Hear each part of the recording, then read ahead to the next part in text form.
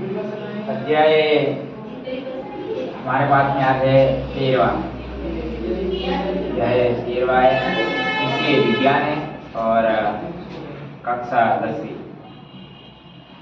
10वीं का है, जो पाठ 13वां है।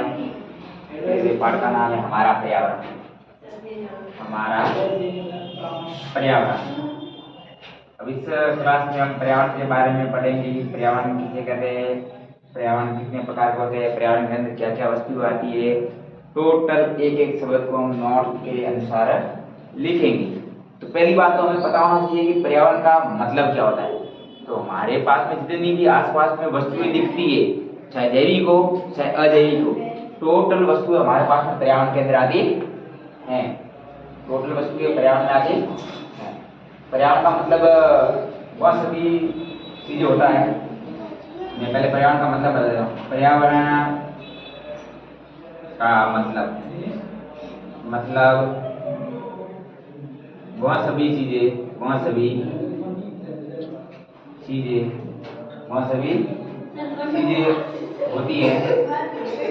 होती हैं जो हमें घेरे रहती है,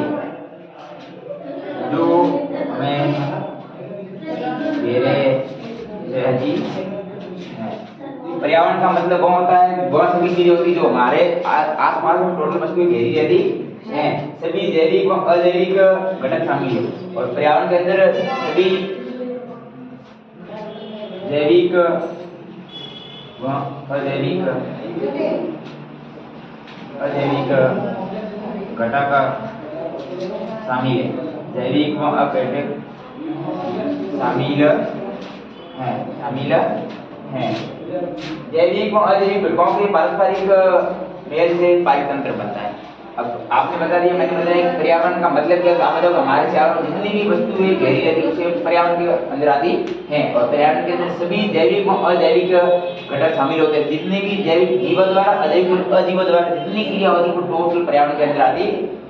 फिर मैंने बात बताया जैविक व अजैविक ये दोनों मिलकर एक पारितंत्र बनाते हैं। जैविक व अजैविक घटकों के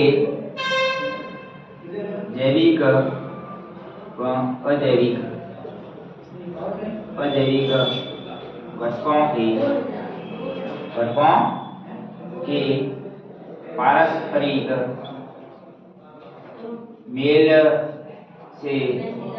मेल से पारितंत्र बनता है।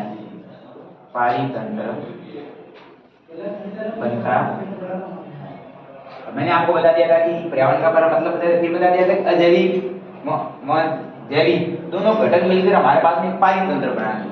जैविक का मतलब होता है जीवों के द्वारा जितनी क्रिया होती है जैविक कहते हैं। अजैविक का मतलब होता है जो अजैविकों के द्वारा जो क्रिया होती है उसे अजैविक क्रिया कहते हैं। और ये दोनों मिलकर हमारे पास में एक पारितंत्र का निर्माण करते हैं। एक पारितंत्र में जीव भोजन के लिए एक दूसरे पर निर्भर होते हैं, जिसे आहार श्रृंखला या आहार जाल कहते हैं। एक पारितंत्र में सभी जीव भोजन के लिए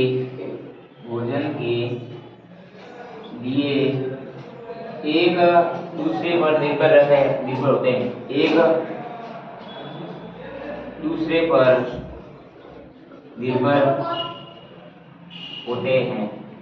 निर्भर होते हैं, जिससे आहार श्रृंखला बनती है। जिससे आहार श्रृंखला व आहार जाल बनता है। जाल बनता है। अभी हमने बता दिया था पहले तो कि भाई जो जैविक व अजैविक क्रिया मिलती है तो हमारे पास में एक पारितंत्र बना था। फिर मैंने बता दिया एक पारितंत्र में सभी जीव भोजन के लिए एक दूसरे पर निर्भर रहते हैं। हमारे पास में जितनी भाई जैविक क्रिया होगी तो उसमें जीव होगा तो भोजन के लिए एक दूसरे पर निर्भर रहते हैं। अगर जीव एक दूसरे पर भोजन के लिए निर्भर रहते वो एक हमारे पास आहार श्रृंखला बन जाएगी। भाई मनुष्य पेड़ पौधों पर निर्भर है और जो जीव जल में रहने वाले वो किसी अन्य जीवों पर है। मांसाहारी किस पर निर्भर है, शाकाहारी किस पर निर्भर है, सर्वाहारी किस पर निर्भर है। जैसे जैसे जीव एक दूसरे पर निर्भर रहते हैं और एक दूसरे पर निर्भर होते हैं जिसे हम आहार श्रृंखला कहते हैं या आहार जाल हमारा बन जाता है। और मनुष्य की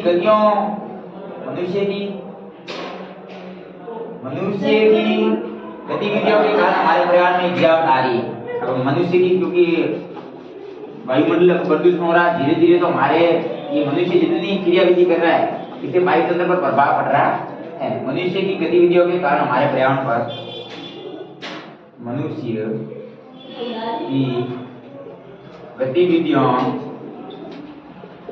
की गतिविधियों के कारण पारितंत्र, मनुष्य की गतिविधियों के कारण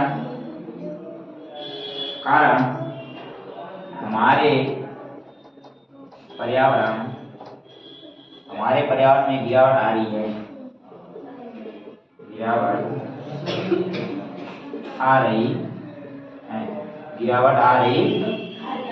वह समस्याएं उत्पन्न हो रही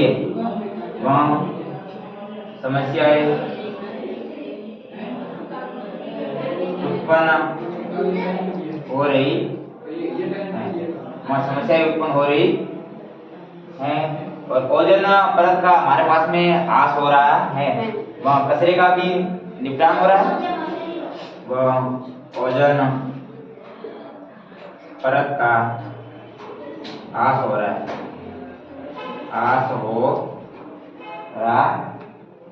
कचरे का भी हमारे पास में ज्यादा प्रदूषण हो रहा है। मनुष्य की गतिविधियों के कारण हमारे पर्यावरण में गिरावट आ रही है। जैसे जैसे मनुष्य गतिविधियां कर रहा है वैसे वैसे पर्यावरण में हमारे पास में गिरावट आ रही है। और जैसे हमने देखा है कि हमारी ओजोन परत है वो भी धीरे धीरे नुकसान हो रही है, जिसके कारण ओजोन किरणों से आने वाली प्राकृतिक किरणें हानिकारक किरणें होती है, जो मनुष्य की त्वचा पर बुरा प्रभाव पड़ता है, जिससे कैंसर रोग हो सकता है। तो वो बता रहा है कि ये मनुष्य की टोटल गति और प्रदूषण बढ़ रहा है। जैसे प्रदूषण बढ़ रहा है तो ओजोन परत उसमें छेद हो रहे हैं, और ओजोन परत में जैसे जैसे छेद हो रहे हैं तो प्रकाश से आने वाली पराबैंगनी जो किरणें विकिरणें हैं वो डायरेक्ट धरती पर आ रही है। धरती पर आने से मनुष्य की बीमारियां आगे आगे बढ़ रही है। अब मैं बता दूंगा कि वायु तंत्र किसे कहते हैं। अभी तक तो हमने पर्यावरण के बारे में यहाँ तक पढ़ा, और अब धीरे धीरे हम पाठ स्टार्ट करते हैं। ये हमारे पाठ शुरुआत होने से पहले वाला पॉइंट है। अब हमें अभी मिलेंगे पारितंत्र। पारितंत्र क्या? पारितंत्र क्या? छोटा सा पाठ है, कोई लंबा है नहीं।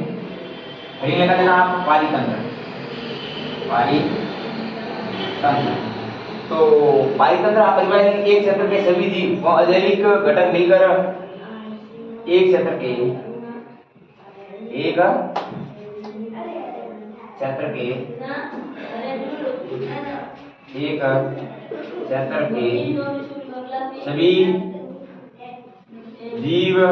सभी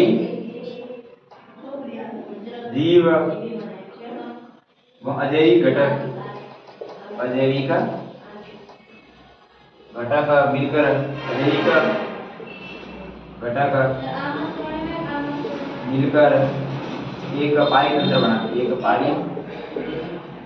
एक पारितंत्र बनाते हैं।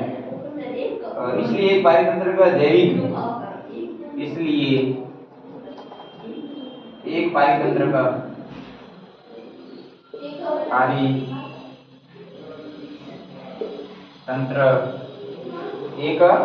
पारितंत्र जैविक का मतलब होता है जीवों के द्वारा, जीवित या जीवों के द्वारा, ठीक है, जीवों के द्वारा। अजैविक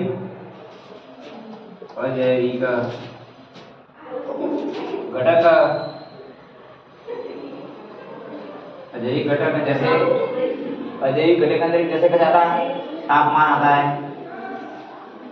वर्षा आती है, वायु आती है, मृदा आती है, आदि से मिलकर बनता है।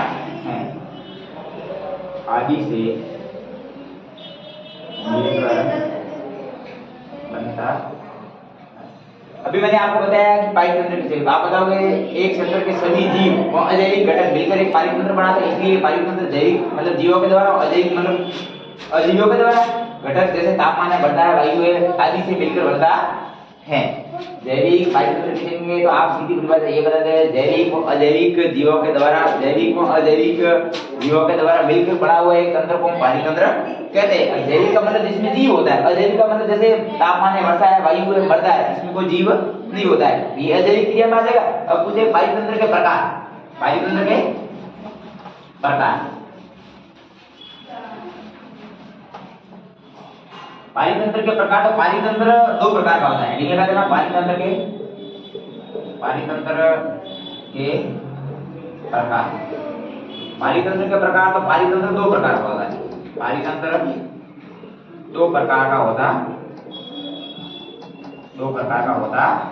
पारितंत्र परिभाषा बता दी थी मैंने अभी लिखवाया। पारितंत्र के प्रकार आप बताओगे, पारितंत्र दो प्रकार का होता है। पहला होता है प्राकृतिक पारितंत्र, एक होता है प्राकृतिक का मतलब प्रकृति के द्वारा जीव वस्तु निर्माण होता है, एक होता है मानव निर्मित पारितंत्र। तो एक नंबर आप बताओगे प्राकृतिक पारितंत्र, प्राकृतिक पारितंत्र। और दो नंबर होता है कृत्रिम या मानव निर्मित, कृत्रिम या मानव निर्मित पारितंत्र।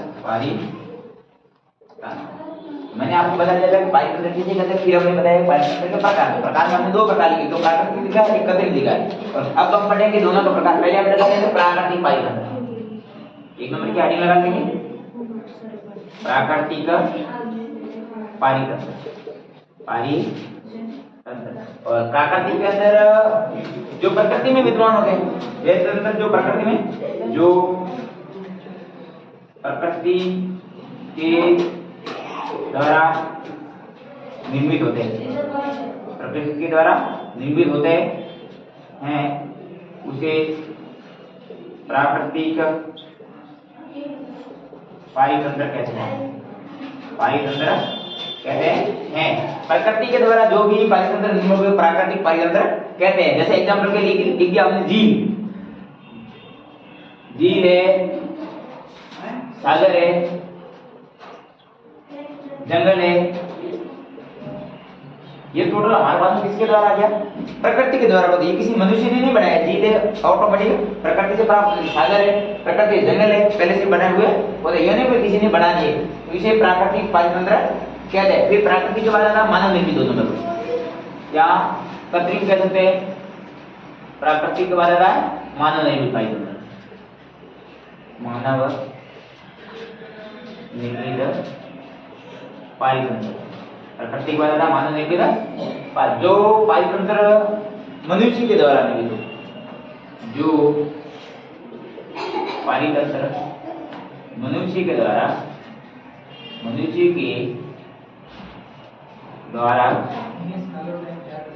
निर्मित हो, उसे मानव निर्मित पारितंत्र कहते हैं। निर्मित पारितंत्र कहते हैं। जो मनुष्य के द्वारा हमारे पास में जो बनाए जाते हैं पारितंत्र, उसे मानव निर्मित पारितंत्र कहते हैं। तो एग्जाम्पल के लिए आप बता सकते हो, जैसे खेत है, खेत एग्जाम्पल के लिए आप बता सकते हो, खेत है और जलाशय है, बगीचा, ये कौन बनाता है, मनुष्य बनाता है। अब मैं पारितंत्र पारितंत्र का प्रकार पता है। प्राकृतिक पारितंत्र एक नंबर है, दो नंबर का मानव निर्मित। और प्राकृतिक पारितंत्र की जगह आप बताओगे वे पारितंत्र जो प्रकृति के द्वारा बनाए जाते हैं उसे प्राकृतिक पारितंत्र कहते हैं। जैसे झील है, सागर है, जंगल है। और फिर मैंने दो नंबर आपको बता दिया था मानव निर्मित पारितंत्र। मानव निर्मित पारितंत्र किसे कहते हैं, तो आप बताओ जो पारितंत्र मनुष्य के द्वारा बनाया जाता है उसे मानव निर्मित पारितंत्र कहते हैं। एग्जाम्पल के लिए जैसे मैंने खेत बता दिया, जलाशय बता दिया, बगीचे बता दिया, ये टोटल किसके द्वारा बनाए जाते हैं, मनुष्यों के द्वारा बनाए जाते हैं। ये पारितंत्र के प्रकार है। तो एक परिभाषा अच्छी है, आपको आनी चाहिए सबको, एग्जाम में बोर्ड एग्जाम में पूछ सकता है। सिंपल परिभाषा है, लेकिन अगर लैंग्वेज ही नहीं लिखी हुई तो नंबर की कर सकते हैं। मैं आपको इसके टोटल एक आसानी के द्वारा बता देता हूँ पारितंत्र किसे कहते हैं, कितने प्रकार के होते हैं, पारितंत्र में अलग अलग प्रकार कौन कौन से होते हैं। जैसे पारितंत्र में आप सारणी बना लेना, ये सारणी बहुत इंपॉर्टेंट है, एक बार याद रखना चाहिए।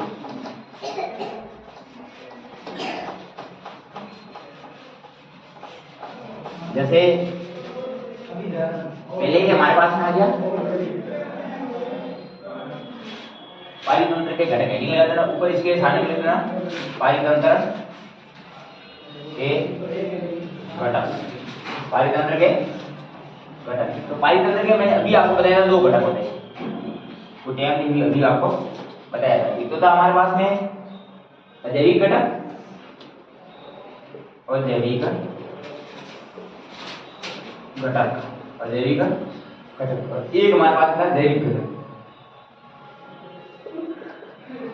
जैविक घटक, और अजैविक में हवा जल भूमि आता था। अजैविक में कौन सा था? हवा आता था, जल आता था और भूमि आती थी। और 2 नंबर हमारे पास जो मैंने जैविक घटक बताया, जैविक घटक के अंदर जैसे सभी पौधे हैं, पौधों के अंदर भी जीव होता है, पौधे हैं और जानवर है, मनुष्य है, सब हमारे पास में जैविक घटक आ जाएगा। और फिर मैंने बताया था कि जो जैविक घटक होते हैं, अब अजैविक घटक के कोई प्रकार नहीं होता, जैविक घटक एक ही अकेला है, लेकिन जैविक घटक के अलग अलग हमारे पास प्रकार होते हैं। तो जैविक घटक के कितने प्रकार होते हैं? तो आप बताओगे जैविक घटक के 3 प्रकार होते हैं। कितने प्रकार होते हैं? 3 प्रकार होते हैं। पहला होता है उत्पाद, उत्पादक, एक होता है उत्पादक, और 2 नंबर आप बताओगे उपभोक्ता। इन टोटल की परिभाषा पढ़ेंगे एक एक, लेकिन अभी मैं आपको बता रहा हूं। एक होता है अपघटक,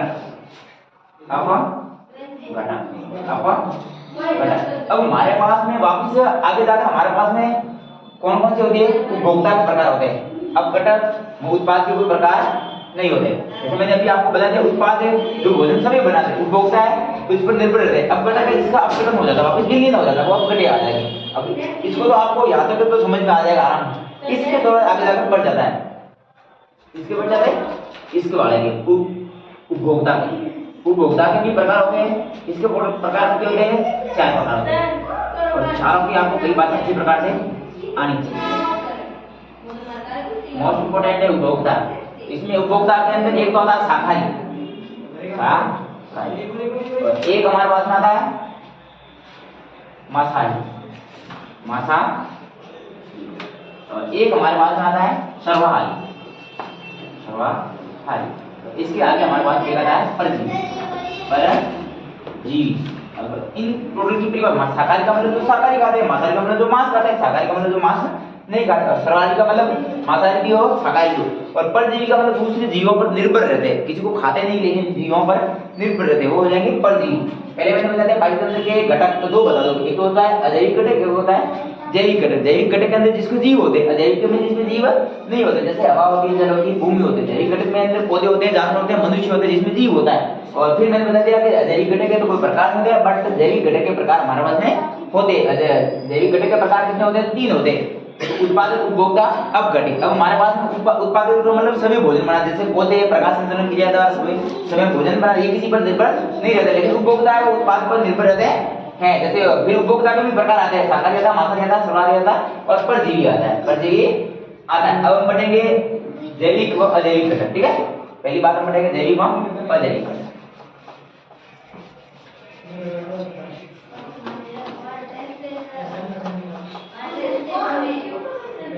अजैविक घटक, अजैविक घटक, अजैविक घटक। तो सभी निर्जीव वस्तुएं, सभी निर्जीव वस्तुएं अजैविक घटक कहलाते हैं। अजैविक घटक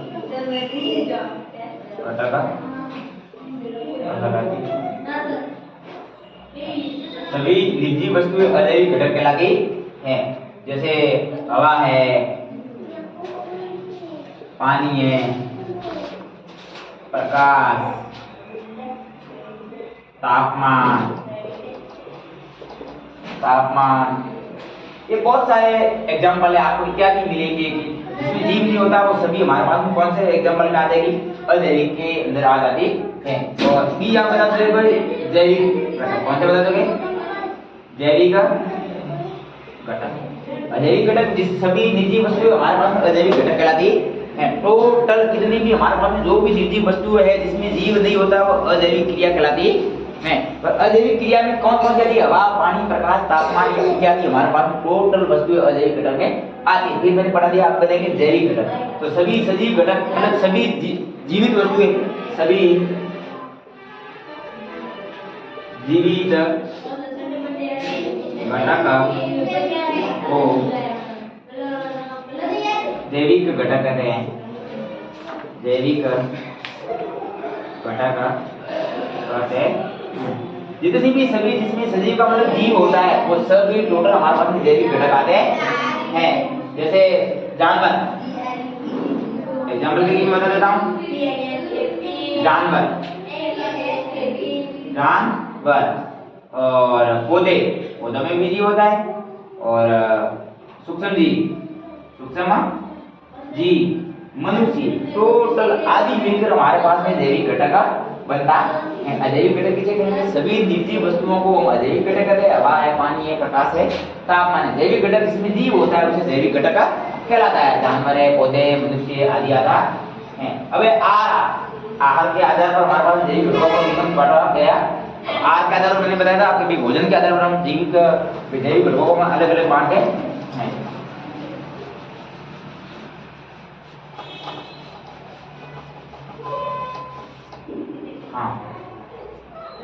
आहार के आधार पर जैविक घटकों को निम्न में बांटा गया। आहार के आधार पर जैविक घटकों को निम्न भागों में बांटा गया।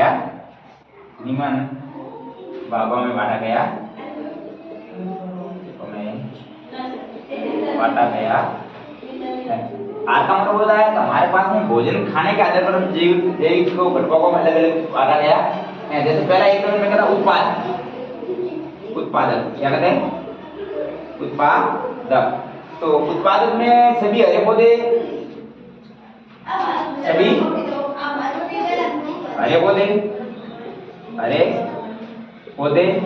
और सभी नीले हरे सवाल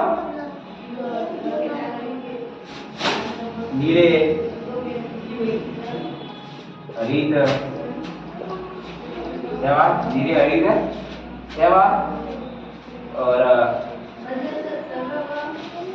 जो अपना भोजन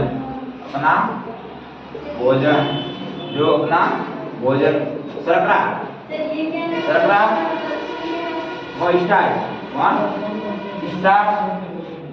मतलब अकार्बनिक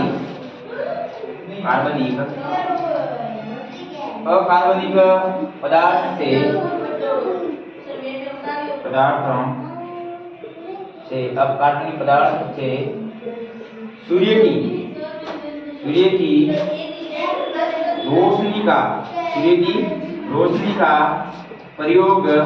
रोशनी का प्रयोग करके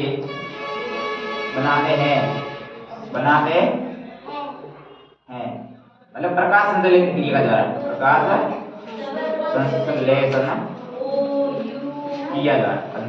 द्वारा अब मैंने कहा उत्पाद किसे कहते हैं? सभी हरे पौधे, नीले हरी सेवा जो अपना भोजन है शर्करा कार्बनिक पदार्थ सूर्य की रोशनी का प्रयोग करके बनाते हैं। सूर्य की रोशनी का प्रयोग करके अपना भोजन सभी बनाते हैं, इसे उत्पाद कहते हैं। क्या कहते हैं? उत्पाद कहते हैं। फिर उत्पाद के बाद में आ जाता है उपभोक्ता। क्या आता है हमारे पास में? उपभोक्ता। 2 नंबर आ जाएगा उपभोक्ता। अब मैंने पहले बताया था उत्पाद किसे कहेंगे? अपना भोजन सभी बनाते हैं उसे हम उत्पाद कहते हैं। उत्पाद के बाद आता है उपभोक्ता।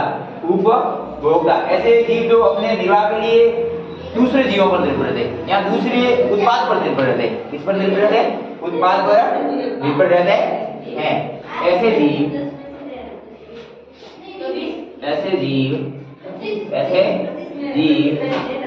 जो अपने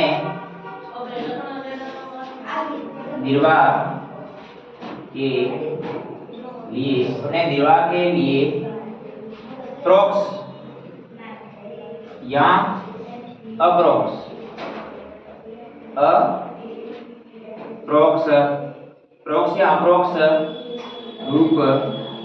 से उत्पादकों पर निर्भर रहते हैं।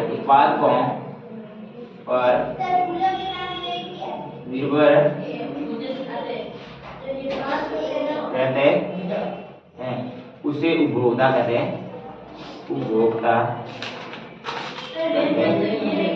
किसे कहेंगे? तो आप बताओ, ऐसे जीव जो अपने निर्वाह के लिए मतलब अपने भोजन के लिए जो परोक्ष या अपरोक्ष रूप से उत्पादकों पर निर्भर रहते हैं। किस पर निर्भर रहते हैं? ये ऊपर वाले उत्पाद एक नंबर पर उस पर निर्भर रहते हैं, उसे उपभोक्ता कहते हैं। उपभोक्ता को निम्न प्रकार से बांटा गया। उपभोक्ता कई प्रकार है, अभी मैंने बताया शाकाहारी, मांसाहारी, सर्वाहारी, परजीवी, 4 प्रकार अभी हमने पढ़े। अब बढ़ेंगे उपभोक्ता के प्रकार। उपभोक्ता को निम्न प्रकार से बांटा गया। उपभोक्ता को निम्न प्रकार से बांटा गया है। और उपभोक्ता को भी वो बता रहा है कि हम अलग अलग प्रकार से बांटा गया है। तो उपभोक्ता को पहले प्रकार बता दिए, लिखते हो आराम से लिख सकते हो, आपको वो टेंशन लेने के लिए बोर्ड पर स्क्रीन पर दिख रहा है। टोटल आपको एकदम साफ साफ शब्दों में लिखना है। कोई समझ में नहीं आए तो आप आराम से कमेंट करके हमें बता सकते हैं कि सर हमारे पास में जो भी आपने बताया ये बात हमारे को समझ में नहीं आई। नेक्स्ट पार्ट में जब भी पढ़ेंगे तो पहले वाली आपकी बात बता देंगे, लेकिन आपको ध्यान वाले पर और होना चाहिए। तो मैंने अभी पढ़े कि उपभोक्ता को निम्न प्रकार से बांटा गया। उपभोक्ता में कौन कौन से प्रकार हैं?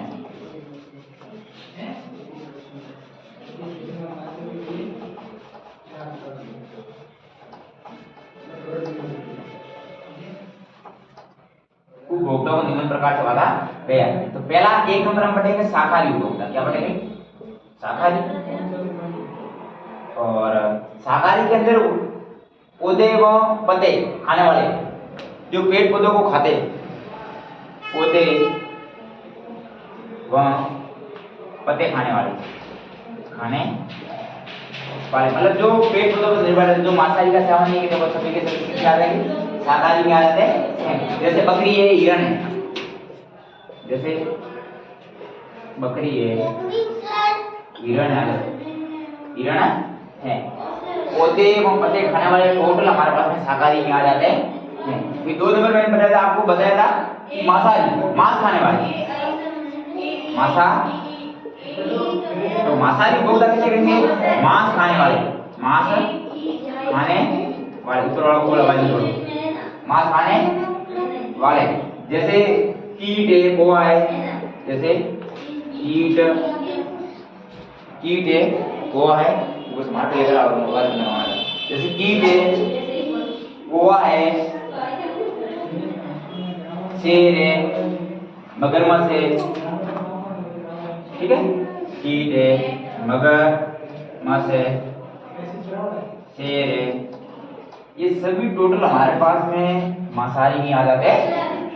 फिर 3 नंबर हमने पढ़ा था सर्वाहारी। क्या पढ़ा था? सर्वाहारी का मतलब जो पेड़ पौधों को भी खाता है, जो शाकाहारी भी और मांसाहारी भी हो।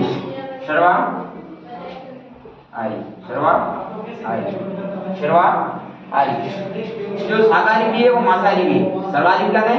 जो जीव शाकाहारी भी है, शाकाहारी भी और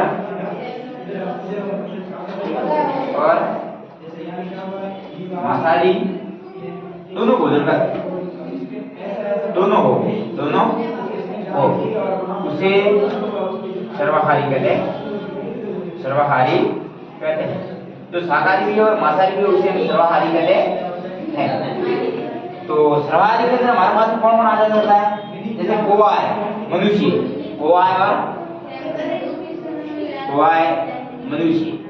मनुष्य होता है, वो सर्वाहारी में भी आता है और मांसाहारी में भी आता है। और 4 नंबर मैंने लिखा था परजीवी।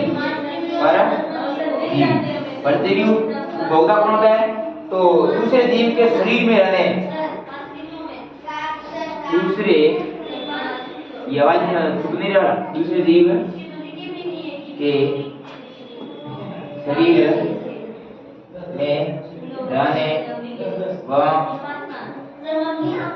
भोजन लेने वाले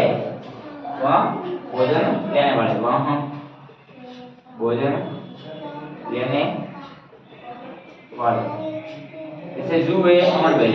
एग्जाम्पल के लिए जैसे जू है और अमर बेल। अब उपभोक्ता का हमने चारों प्रकार बताया, चारों प्रकार मैंने एग्जाम्पल बता दी, परिभाषा बता दी। परजीवी जो दूसरे जीव के शरीर में रहते हैं वहां पर ही भोजन को करते हैं। जैसे जू है और अमर बेल, ये दोनों दूसरों के शरीर में रहते हैं। और सर्वाहारी जो शाकाहारी भी है, मांसाहारी भी, मनुष्य है, कौवा है। और मांसाहारी जो मांस का सेवन करते हैं वो क्या हो जाएंगे? मांसाहारी। और जो शाकाहारी जो शुद्ध पेड़ पौधों पर निर्भर रहते हैं ये वो शाकाहारी आ जाते हैं। अब ये हमारा उपभोक्ता था। और 3 नंबर मैंने बताया था अपघटक। क्या बताया था? अपघटक। जैविक क्रिया के अंदर 3 नंबर पर कौन सा था? अपघटक। अपघटक। देखते हैं कि अपघटक में हमारे पास कौन कौन से आते हैं। अपघटक 3 नंबर है अपघटक। अपघटक जैसे फफूंदी,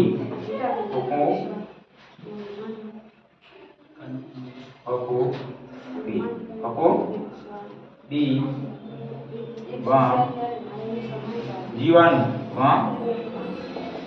जीवाणु जो मरे हुए जीव, जो मरे हुए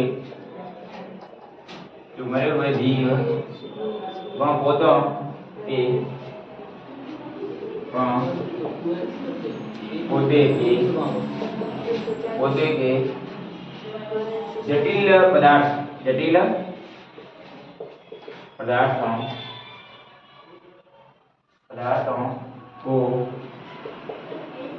सरल पदार्थों में विघटित कर देता है, विघटित कर देता है। इस प्रकार अपघटित स्रोतों को 22 में मदद करता है, उसे अपघटक कहते हैं। उसे अपघटक कहते हैं। अब अपघटक 3 नंबर हमारे पास में अजैविक क्रिया, जैविक क्रिया के अंदर 3 नंबर का अपघटक। तो जो फफूंद है, जीवाणु जो मरे हुए जीव होते हैं, पेड़ पौधे वाले जटिल पदार्थ को हम सरल में बदल देते हैं। जटिल पौधे हैं उसको हम सरल में बदल देते हैं, विघटित कर देते हैं, उसे हम अपघटक कहते हैं। उसे हमारे पास में अपघटक कहलाता है। अपघटक कैसे कहेंगे? तो आप बताओगे जो जैविक क्रियाओं के द्वारा, जीवाणु के द्वारा मरे हुए जीवों को एक सरल रूप में दे देना, उसे अपघटक बोला जाता है। अब अपघटक के बाद हम पढ़ेंगे आहार श्रृंखला। आहार श्रृंखला, आहार श्रृंखला किसे कहते हैं आपको पता होना चाहिए। तो मैंने पहले भी बना दिया, जीव होते हैं, सजीव होते हैं, वो एक दूसरे पर निर्भर रहते हैं और निर्भर रहकर हमारे पास एक श्रृंखला बनाते हैं जिसे हम आहार श्रृंखला कहते हैं। आहार श्रृंखला एक ऐसी श्रृंखला है जिसे लिख देना आप, आहार श्रृंखला एक ऐसी श्रृंखला है, ऐसी श्रृंखला है जिसमें एक जीव दूसरे जीव को भोजन के रूप में खाते हैं। जिसमें एक जीव दूसरे जीव को भोजन के रूप में खाते हैं। उदाहरण के लिए मैं बता देता हूँ, जैसे घास है, घास को कौन खाता है? हिरण खाती है। कौन खाता है? हिरण को कौन मतलब है? शेर खा लेता है। तो ये हमारे पास एक आहार श्रृंखला है। आहार श्रृंखला से आहार श्रृंखला एक ऐसी श्रृंखला है जिसमें एक जीव होता है और दूसरे जीव को भोजन के रूप में खाता है। जैसे उदाहरण के लिए घास आ गया, घास हिरण को खा रही है, हिरण होता है वो घास को काटा, शेर होता है उसको खा रहा है, हिरण को खाता है। तो हमारे पास एक आहार श्रृंखला बने। एक आहार श्रृंखला में उन जैविक घटकों को निबुद्ध जिनमें ऊर्जा का स्तर होता है। एक आहार श्रृंखला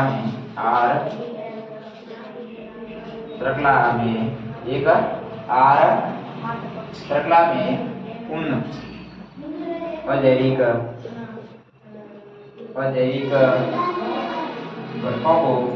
अजैविक घटकों को जिनमें ऊर्जा का स्थानांतरण होता है, जिनमें ऊर्जा का स्थानांतरण होता है, इसमें ऊर्जा का स्थानांतरण होता है, कोशी स्तर कहलाता है। कोशी स्तर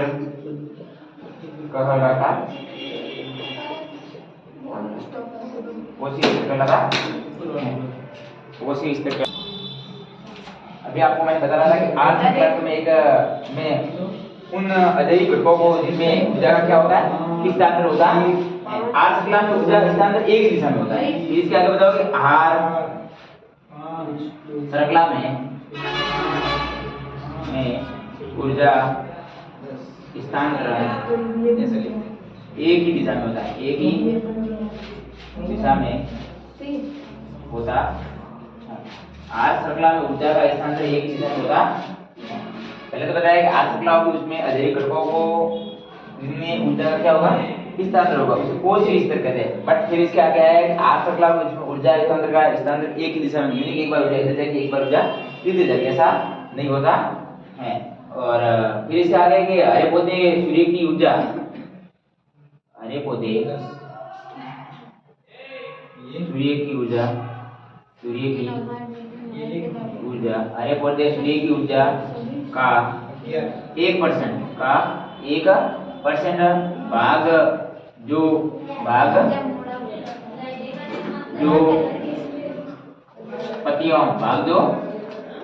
पत्तियों पर पड़ता है अवशोषित करते हैं। भाग जो पत्तियों पर पड़ता है अवशोषित करता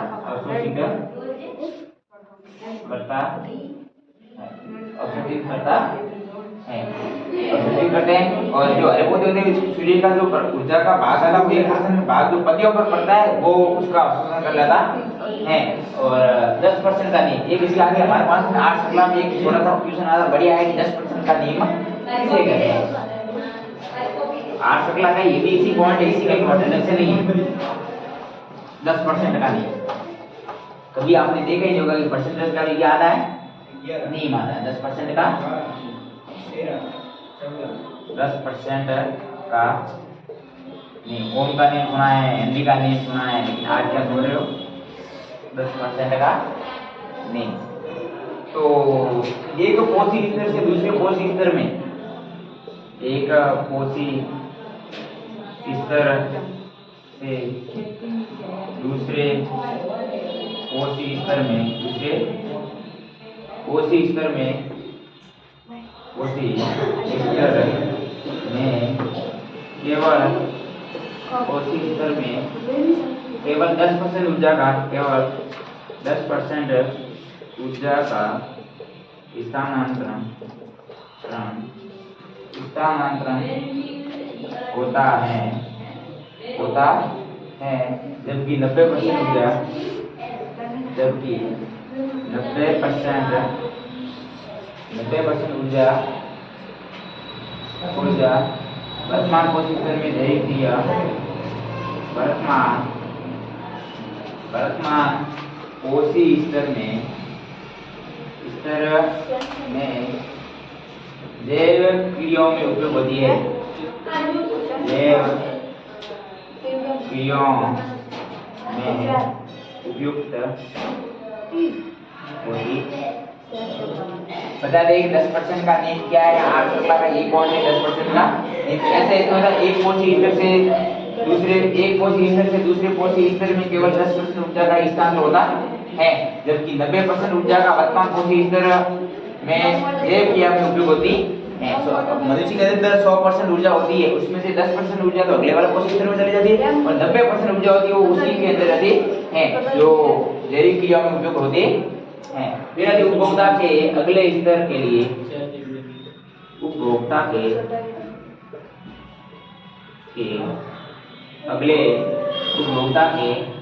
अगले स्तर के लिए ऊर्जा की बहुत ही कम मात्रा उपलब्ध हो जाती है, बहुत ही कम मात्रा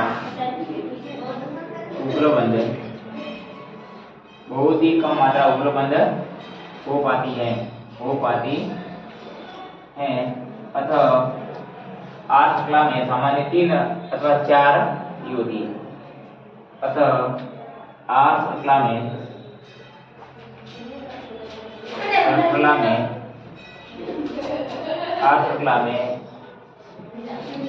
सामान्यतः 3 अथवा 4 चरण ही होते हैं, 3 अथवा 4 चरण होते हैं। अभी ये पॉइंट है थोड़ा सा अच्छा है, वो बता रहा है उपभोक्ता के अगले स्तर के लिए ऊर्जा की बहुत ही कम मात्रा, जैसे हमारा स्तर बढ़ता जाएगा, मतलब पहले स्तर में मैंने बता दिया घास है, और घास से आपने बताया था हिरण आता है, और हिरण से फिर अगले आता है शेर आता है। जब इसके अंदर ऊर्जा होगी सबसे ज्यादा होगी, फिर इससे थोड़ी इसमें कम आएगी, इसमें आएगी कम आएगी, और जैसे आगे और बढ़ता जाएगा तो ऊर्जा का धीरे धीरे धीरे घटता जाएगा खरा, ठीक है। तो वैसे यही उपभोक्ता के अगले स्तर के लिए ऊर्जा की बहुत ही क्या नहीं कम मात्रा उपलब्ध हो पाती है। अतः आर श्रृंखला में सामान्य 3 अथवा 4 आर श्रृंखला सामान्य 3 या 4 सारणा कर सकते हैं, आगे जाकर तो ऊर्जा बिल्कुल होगी नहीं। फिर जैसे मैंने कह दिया उपभोक्ता कोशी स्तर में कह दिया एक इसी की आर श्रृंखला के बदलता मैंने एक हमारा ये कैसे होता है, एक कितनी ऊर्जा होती है।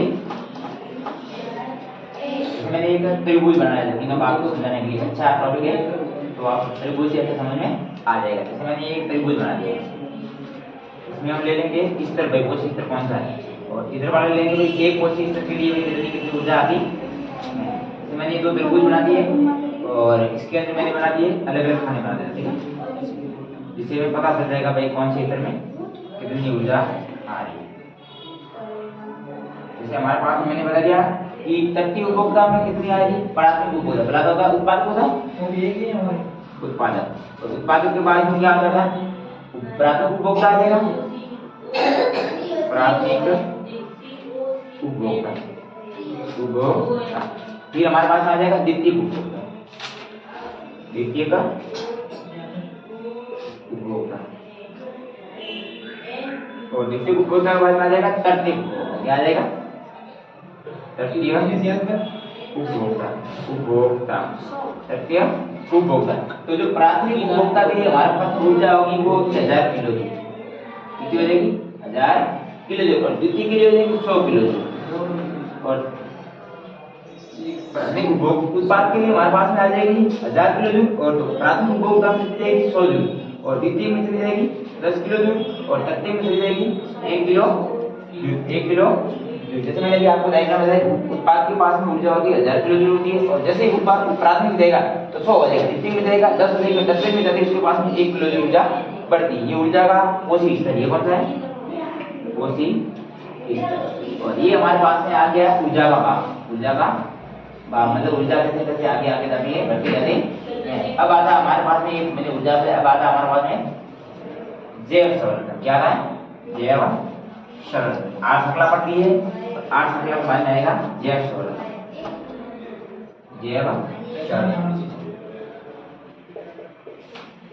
जैव संवर्धन, जैव संवर्धन के अंदर क्या क्या आता तो आहार श्रृंखला में हानिकारक रसायनों, आहार श्रृंखला में हानिकारक रसायनों की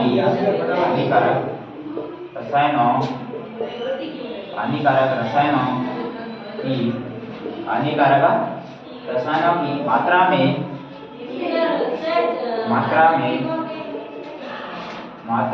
एक कोशी स्तर से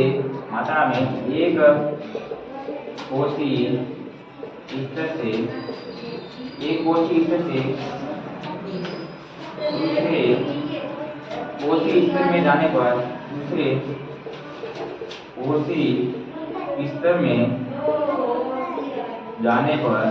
कोशी स्तर में जाने पर वृद्धि होती है,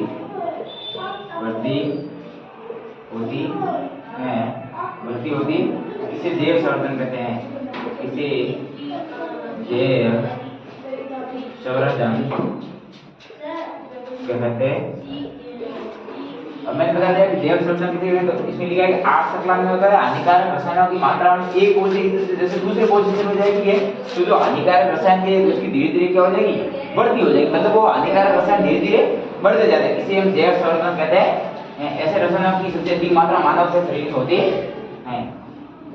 ऐसे रसायनों की मात्रा सबसे अधिक किसमें होती है, सबसे अधिक मानव शरीर में होती है, मानव शरीर में होती मानव शरीर में होती जैव संवर्धन किसी के जैसे हानिकारक रसायन है वो हमारे पास एक वस्तु खाएगा हानिकारक तो दूसरे के में जाएगा तो उसकी मात्रा वैसे बढ़ जाएगी, उसे हम जैव संवर्धन कहते हैं। और ऐसे रसायन एक मात्रा सबसे अधिक किसमें होती है, तो सबसे अधिक हमारे मानव के शरीर में होती है। अब बढ़ेंगे आहार जाल, क्या बढ़ेंगे आहार जहार।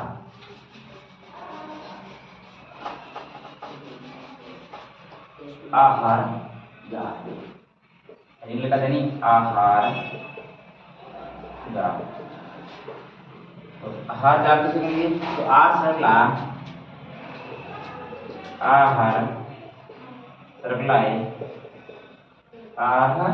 श्रृंखलाएं आपस में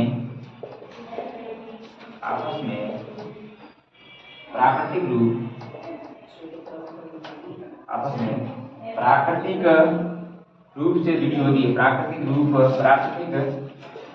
रूप से जुड़ी होती है, आपस में प्राकृतिक रूप से जुड़ी होती है, जो एक जाल का रूप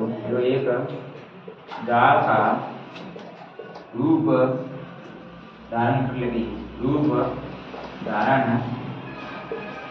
कर लेती है, उसे आहार जाल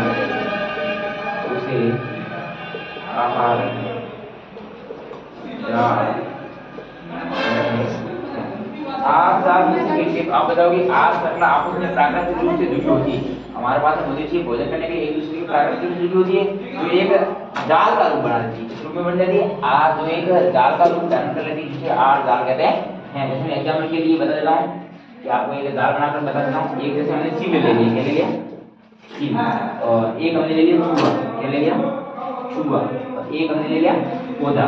एक जाल बनाना ठीक है, आपको ध्यान रखना है कैसे करते बनता है। और एक हमने ले लिया खरगोश, और एक हमने खरगोश के बाद ले लिया लोमड़ी, क्या ले लिया लोमड़ी, और एक हमने ले लिया सांप, और सांप के बाद एक हमने ले लिया मेढक, और मेढक के बाद में ले लिया तिलचीटा, क्या ले लिया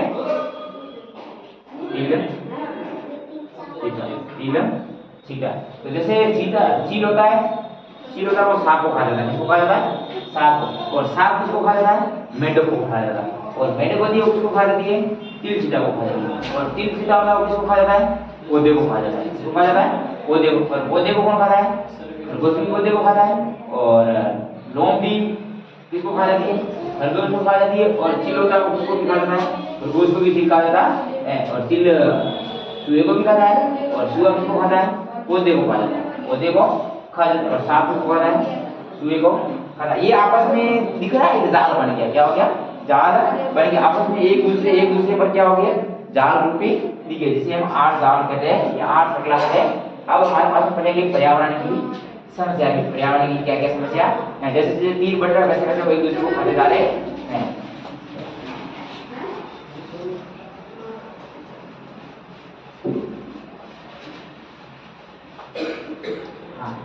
पर्यावरण की समस्या, पर्यावरण की समस्या, पर्यावरण की समस्या क्या है, पर्यावरण के हमारे पास में क्या क्या समस्या है। पर्यावरण तो पर्यावरण में बदलाव हमें प्रभावित करता है,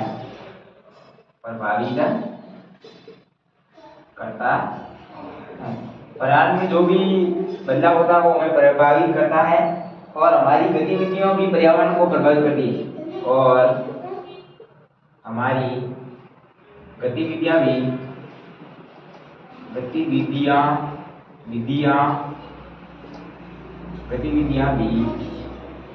हमें प्रभावित करती है।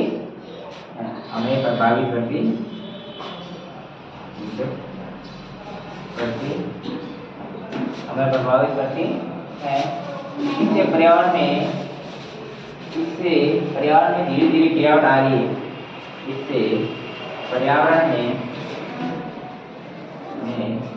धीरे धीरे गिरावट आ रही है, धीरे धीरे गिरावट आ रही है, धीरे धीरे गिरावट आ रही है, जिससे पर्यावरण की समस्या उत्पन्न होती है, जिससे पर्यावरण की समस्या है, पर्यावरण की समस्याएं उत्पन्न होती, पर्यावरण की समस्याएं उत्पन्न होती हैं। जैसे प्रदूषण, वनों की कटाई, क्या क्या समस्या हो रही है? जैसे प्रदूषण हो रहा है, प्रदूषण, वनों की कटाई, इससे हमारे पास में पर्यावरण में क्या आ रही है? समस्या आ रही है। मैंने बताया पर्यावरण की समस्या, तो बताया पर्यावरण में हमें प्रभावित करता है, पर्यावरण हमें क्या कर रहा है? प्रभावित करता है, और हमारी गतिविधियों से भी हमारा पर्यावरण क्या हो रहा है? प्रभावित हो रहा है। तो इसे पर्यावरण में हमें धीरे धीरे गिरावट आ रही देख रहे हैं, प्रभावित हो रहा है, तो पर्यावरण धीरे धीरे गिरावट हो रहा है, जिससे पर्यावरण की समस्याएं उत्पन्न होती है, पर्यावरण की जैसे समस्या उत्पन्न हो रही है। और जैसे प्रदूषण है, वनों की कटाई है, ये पर्यावरण को क्या कर रहे हैं? प्रभावित कर रहे हैं। इसके आगे ना ओजोन परत, क्या है? ओजोन परत। ओजोन परत क्या है? ओजोन परत किसे कहते हैं? तो ओजोन परत पृथ्वी के चारों ओर, ओजोन परत पृथ्वी के चारों ओर, ओजोन परत पृथ्वी के चारों ओर एक रक्षात्मक आवरण है, एक रक्षात्मक आवरण है, एक रक्षात्मक आवरण है, जो कि सूर्य के हानिकारक पराबैंगनी प्रकाश को अवशोषित कर लेते हैं। हानिकारक पराबैंगनी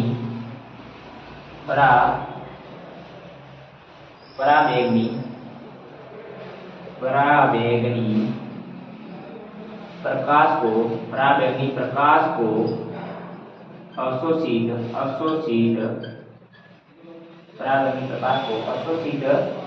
कर लेती है।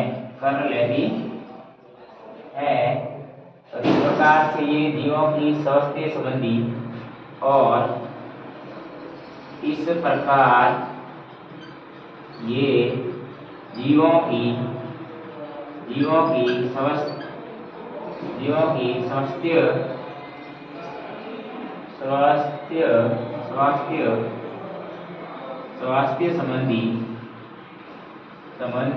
स्वास्थ्य संबंधी हानियां होती है। अभी मैंने बताया कि ओजोन परत, क्या बताया? ओजोन परत पृथ्वी के चारों ओर एक रक्षात्मक कवच, पृथ्वी से आने वाली किरणों की इसकी रक्षा करती है, आवरण है, जो कि सूर्य से आने वाले हानिकारक पराबैंगनी प्रकाश को अवशोषित कर, जो हमारे पास में सूर्य से आ रही है हानिकारक प्रकाश की पराबैंगनी किरण, उसको अवशोषित कर लेती है। और इस प्रकार ये जीवों की क्या करती है? स्वास्थ्य संबंधी सुरक्षा या संबंधी रक्षा करती है। कौन कर रहा है? ओजोन परत करती है। हानिकारक किरणें होती है, उसके द्वारा क्या होगा? जैसे त्वचा कैंसर, मोतियाबिंद, जैसे इससे क्या हो जाता है? जैसे त्वचा का कैंसर हो जाता है, त्वचा कैंसर, मोतियाबिंद,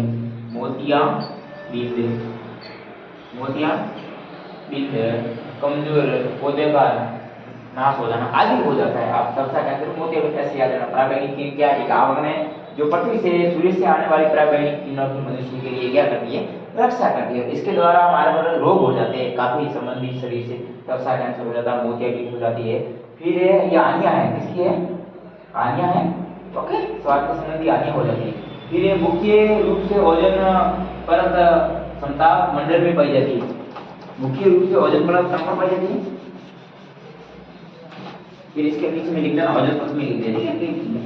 ओजोन परत पाई कहां है? अभी तो मुख्य रूप से ओजोन परत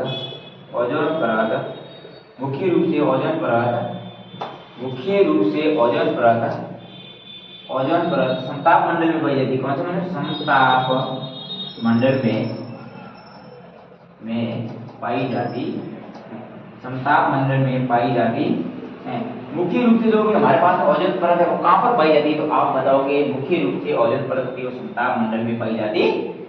सवाल अच्छा है, ध्यान रखना कि डायरेक्ट पूछ लिया 1 नंबर में कि ओजोन परत कहाँ पर पाई जाती है, तो आप बताओगे समताप मंडल। ऐसे भी पूछ सकते हैं ओजोन परत से मनुष्य के शरीर में कौन कौन से रोग होते हैं, एक दो बताओ, आपको पता है मोतियाबिंद है, कैंसर रोग, ये बता सकते हैं। और पूछते हैं ओजोन परत हमारे किससे रक्षा करती है, तो आप बताओगे सूर्य से आने वाली प्रकाश की किरणों में पराबैंगनी किरणें होती है, उससे हमारे लिए रक्षा करती है। ठीक है, तो मुख्य रूप से ओजोन परत समताप मंडल में पाई जाती है, जो कि हमारे वायुमंडल का हिस्सा है, जो कि हमारे वायुमंडल का हिस्सा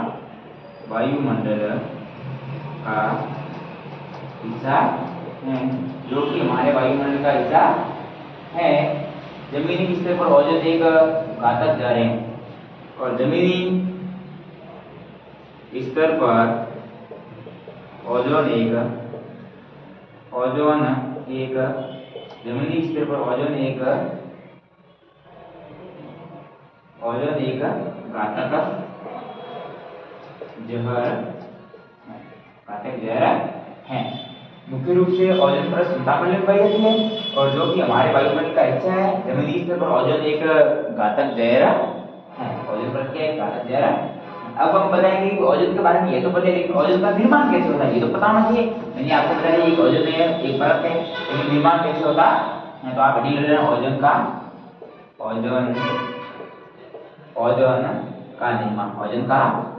निर्माण है, ओजोन परत का निर्माण।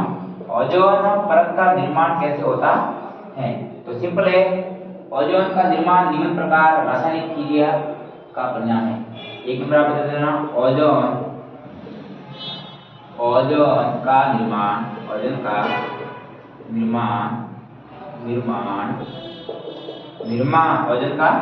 निर्माण निम्न प्रकाश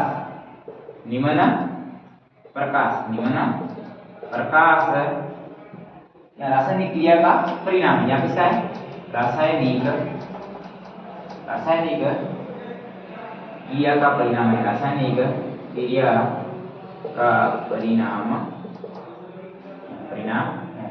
ओजोन क्या है, तो ओजोन का निर्माण निम्न प्रकार या रासायनिक क्रिया का परिणाम है। पूछे कि ओजोन का निर्माण कैसे, तो पहले ओजोन निम्न प्रकाश का या रासायनिक क्रिया का निर्माण है। जैसे ओजोन में निम्न क्रिया में O2 में ऑक्सीजन ले लिया, और कितने क्या है, पराबैंगनी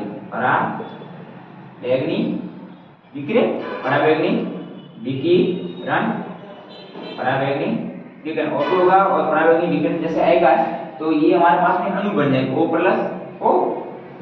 अणु हो गया। ऑक्सीजन के 2 अणु थे, मैंने ऑक्सीजन के 2 अणु इसको तोड़ा, O बन गया, और ये जो O2 होता है वापस किससे क्रिया कर लेगा, ऑक्सीजन से कर लेगा, तो हमारे पास में O3 बन जाएगा। इसे हम क्या कहते हैं, ओजोन बन जाएगी। क्या बन जाएगी, ओजोन परत का निर्माण हो जाता है। ओजोन परत का निर्माण निम्न प्रकार से रासायनिक क्रिया का परिणाम है। जैसे मैंने रासायनिक क्रिया करवाई, O2 को तोड़ा है, O अणु बन गई, फिर मैंने O2 को वापस क्रिया कैसे कराई, O वाला अणु से करवाई, O3 बन गया, O3 को हमारे पास ओजोन परत कहते हैं। अब ओजोन परत का मतलब ओजोन परत की हानि कैसे हो रही है, ओजोन परत का अब हमारा पार्ट था एनडीपी और द्वारा ओजोन परत का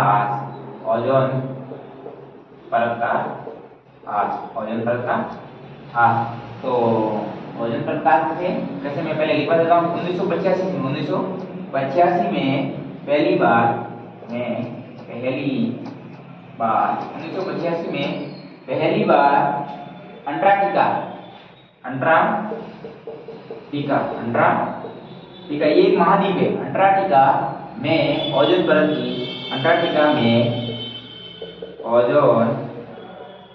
परत की मोटाई में कमी देखी गई। ओजोन परत की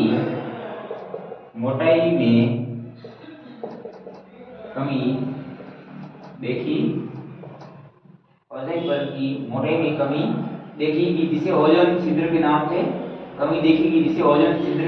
जाना जाता है। देखी गई जिसे ओजोन छिद्र के नाम से जाना जाता है।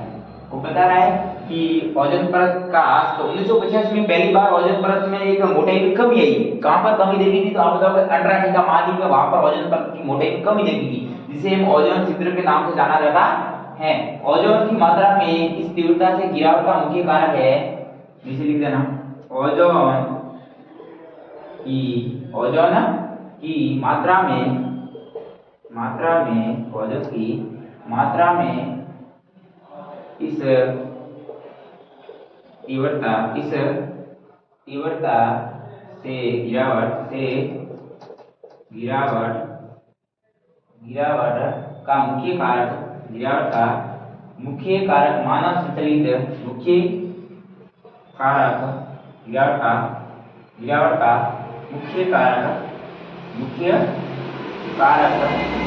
मुख्य कारक मानव संचालित मानव संश्लेषित का मतलब है मानव द्वारा निर्मित, मानव संश्लेषित रसायन, मानव मनुष्य के द्वारा जो रसायन बना रहा है, संश्लेषित रसायन जैसे क्लोरोफ्लोरोकार्बन,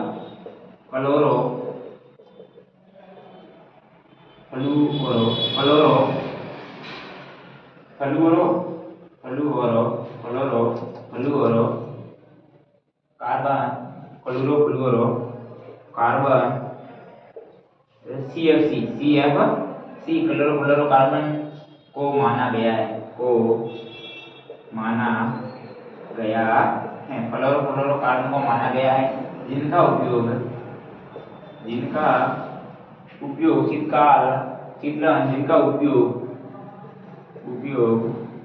शीतलन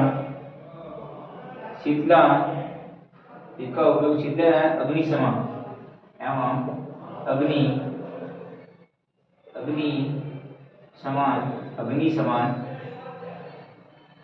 के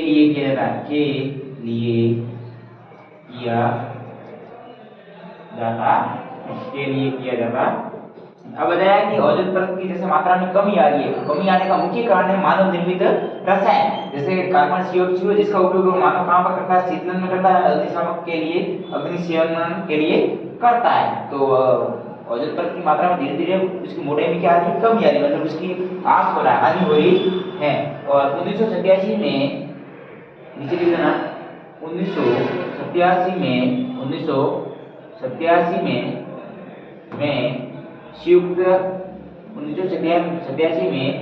संयुक्त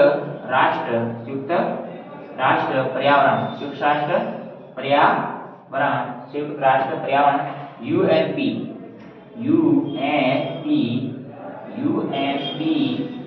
में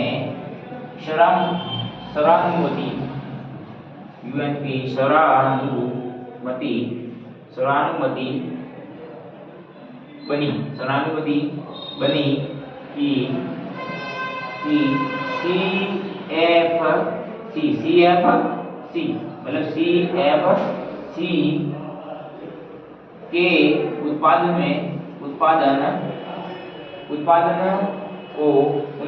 के उत्पादन को 1986 के स्तर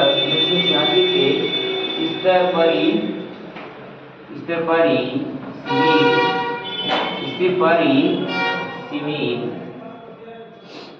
सीमित रखा जाए।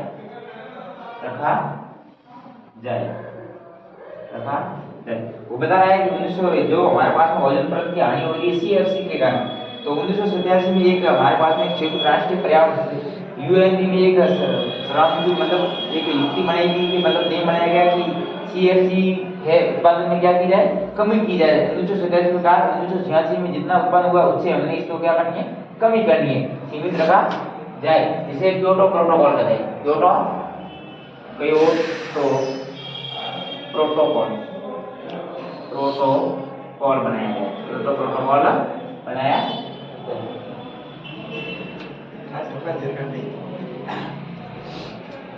संयुक्त राष्ट्र पर्यावरण UNP में एक सर्वमुखी बनी कि CFC के उत्पादन में क्या करनी है?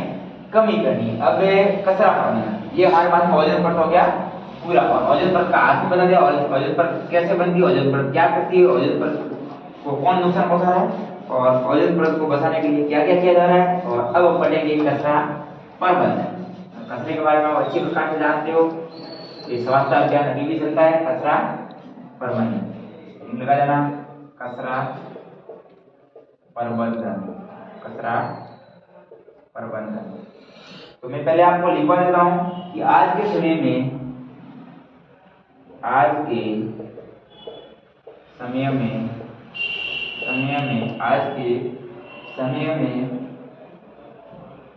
में अपशिष्ट आज के समय में अपशिष्ट निपटान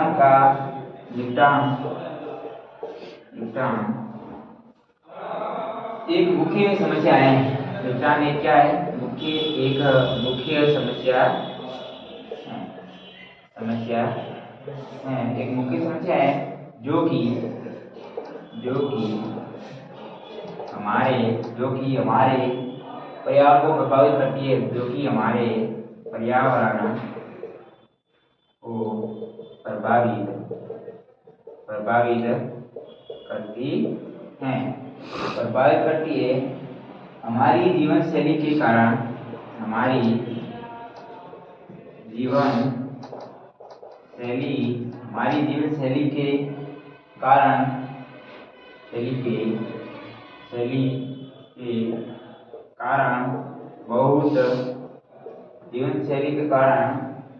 बहुत बड़ी मात्रा में कचरा इकट्ठा हो जाता है। बहुत बड़ी मात्रा में कचरा इकट्ठा हो जाता है। अब बता रहा है कि कचरा प्रबंधन आज के समय में हम देख रहे हैं कि अपशिष्ट निपटान का एक मुख्य समस्या बन चुकी है, जो कि हमारे पर्यावरण को क्या कर रही है? प्रभावित कर रही है। हमारे जीवन शैली के कारण बहुत सी बड़ी मात्रा में कचरा इकट्ठा हो रहा है। दैनिक जीवन में आप बहुत सारे कचरे का उपयोग करते हैं और फेंक देते हो, तो वो एक धीरे बड़े रूप में बढ़ जाता है और वो एक बहुत सारा कचरा बनकर एक हमारे लिए बहुत बड़ी समस्या हो रही है और पर्यावरण को भी नुकसान पहुंचा रहा है। पर्यावरण इससे प्रभावित हो रहा है। कचरे में नियमन पदार्थ होते हैं। और कचरे में कौन कौन से पदार्थ है वो भी आपको पता होना चाहिए। कचरे में नियमन पदार्थ होते हैं, जैसे जैव निम्नीकरण पदार्थ होते हैं और अजैव निम्नीकरण पदार्थ होते हैं। जैव निम्नीकरण पदार्थ और एक होते हैं अजैव निम्नीकरण पदार्थ, जो सूक्ष्म जीवों के कारण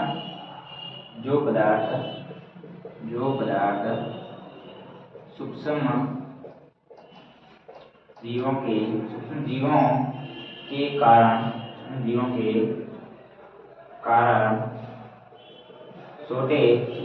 कारण छोटे घटकों में बदले जाते हैं।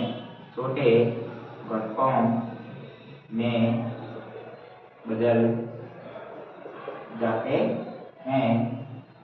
उदाहरण के लिए फल तथा सब्जियां के छिलके, उदाहरण फल है और सब्जियां के छिलके है, सब्जियां के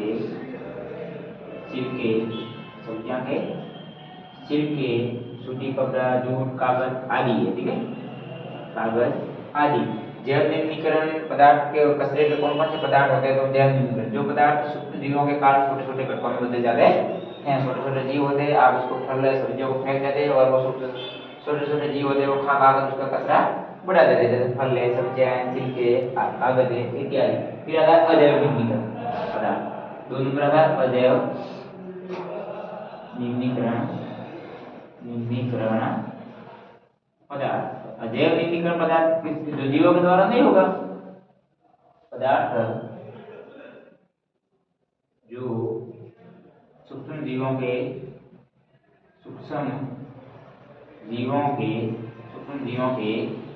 घटकों में परिवर्तन नहीं होता है। सूक्ष्म जीवों के घटकों में परिवर्तन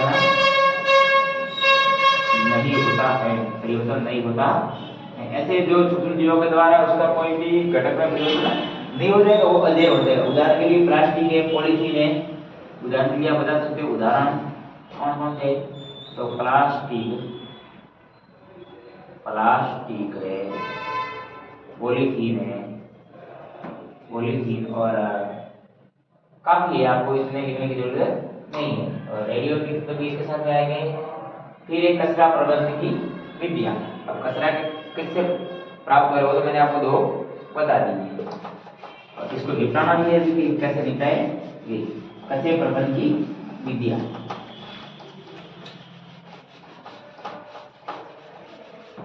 कचरा प्रबंधन की विधियां, कचरा प्रबंधन की लास्ट टॉपिक है आपका कचरा प्रबंधन की विधियां। छोटा सा पार्ट है वो बड़ा है, इसी समस्या को कैसे जोड़ सकते हैं। तो पहले जैव मात्रा संयंत्र द्वारा एक नंबर लिख देता हूं, जैव मात्रा संयंत्र द्वारा तो जैव निम्नीकरण पदार्थ, जैव निम्नीकरण पदार्थ कचरा इस संयंत्र द्वारा जैव मात्रा खाद में, इस संयंत्र द्वारा जैव मात्रा खाद में परिवर्तित किया जा सकता है, खाद में परिवर्तित किया जा सकता है,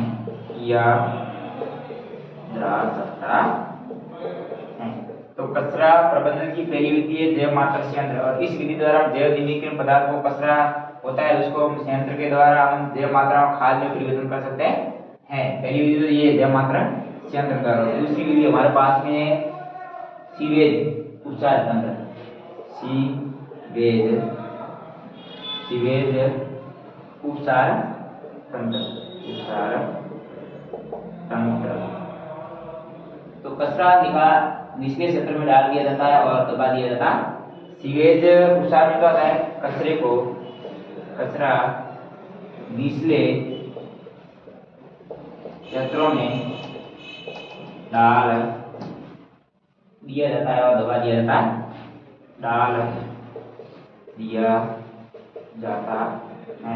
और दबा दिया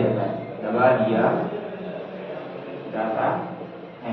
दूसरी विधि हमारे पास में कचरा निकालने के सीवेज उपचार तंत्र पर, इसमें क्या होता है कचरे को निचले क्षेत्र में डाल दिया जाता है या निचले क्षेत्र में दबा दिया जाता है। और लास्ट तीसरी विधि है कूड़ा भराव क्षेत्र। तीसरी विधि है कूड़ा भराव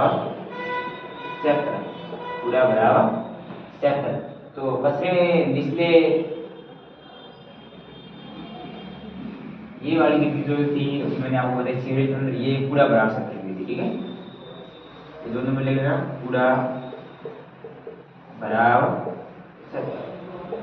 क्षेत्र में क्या होता है कि कचरा होता है उसको निचले क्षेत्र में डाल दिया जाता है और दबा दिया जाता है। जहाँ पर खड्डे होते हैं वहां पर कचरा को डाल देंगे और वहां पर मिट्टी डालकर दबा लेते हैं। और 3 नंबर है सीवेज क्षेत्र, ठीक है। कौन सा है, सीवेज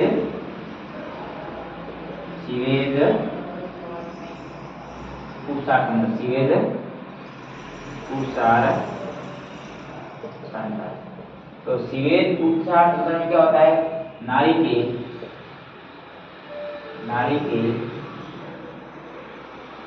के पानी को नदी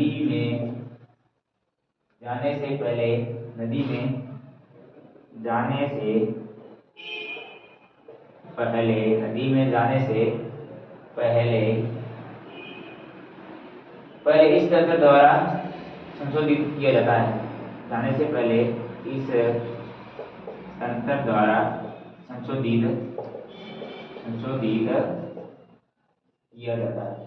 किया जाता है।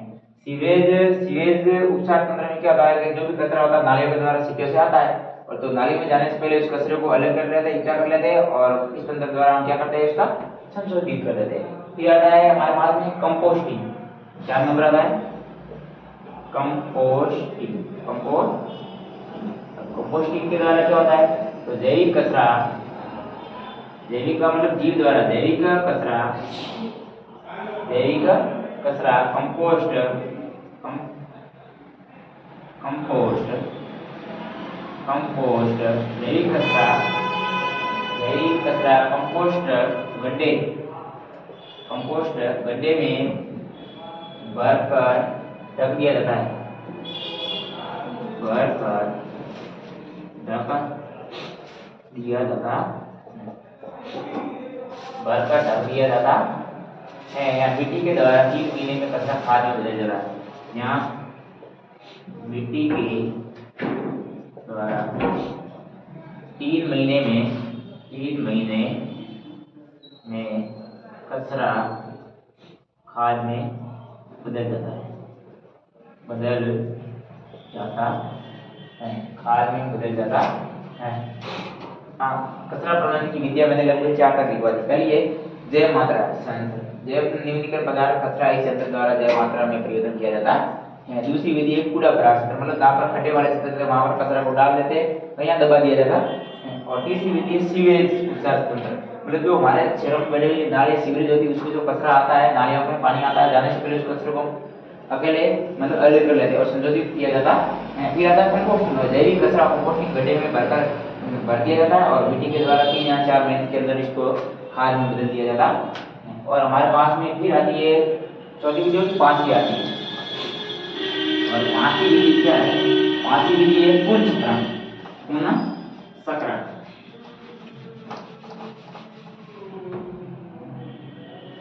पांचवी विधि है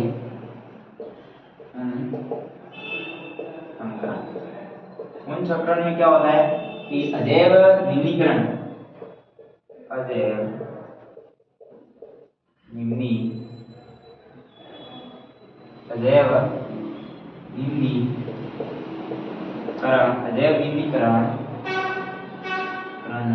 पदार्थ कचरा पुनः इस्तेमाल के लिए कचरा पुनः इस्तेमाल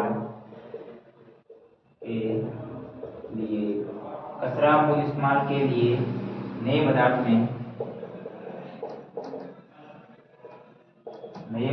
में बदल दिया जाता है।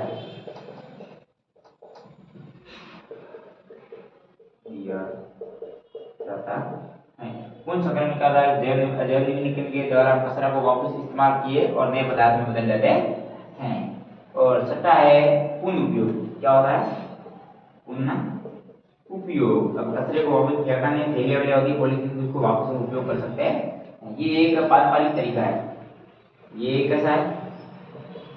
पारंपरिक तरीका है जिसमें एक वस्तु का पुनः इस्तेमाल कर सकते हैं। जिसमें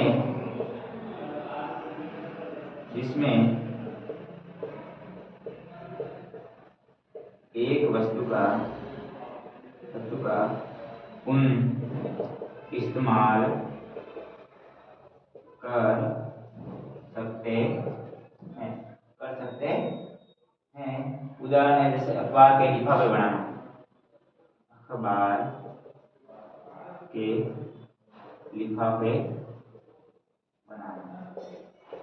अब लास्ट विधि आपको मैंने बता दी है कचरे का पुनः उपयोग। जो कचरा होता है उसको फेंकना नहीं, जैसे अखबार है, अखबार को आप पढ़कर फेंक नहीं सकते, उसको वापस हम लिफाफे के लिए उपयोग कर सकते हैं। ये एक पारंपरिक तरीका है जिसमें एक वस्तु का पुनः इस्तेमाल कर सकते हैं, अखबार के लिफाफे बनाना। पुनःचक्रण में क्या होता है?